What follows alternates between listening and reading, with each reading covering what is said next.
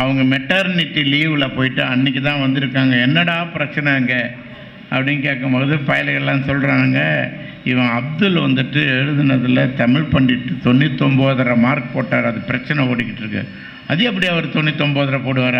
இவங்க அதை தான் திருத்துறதுக்கு முயற்சி பண்ணுறாங்க, முடியலை. இதுக்காக கஷ்டப்படுறீங்க?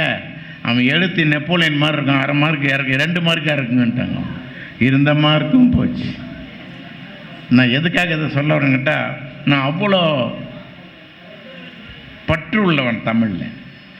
நான் அந்த அந்த செய்யுளை நான் தப்பாகவே படிக்கலை, நான் சரியாக தான் படிக்கிறேன். ஆனால் ஏன் இவர் இப்படி பண்ணுறாருன்னு எனக்கு தெரியலை. எனக்கு இனம் புரியாத ஒரு அவமானம். அப்போந்தான் நானாக நினச்சின்னுட்டேன் மனசுக்குள்ளார, ஒருவேளை அர்த்தம் புரிஞ்சு இதை படிக்கணுமோ அப்படின்னு நினச்சிட்டு அதனுடைய பொருள் புரிஞ்சு படித்தேன், அவ்வளோதான்.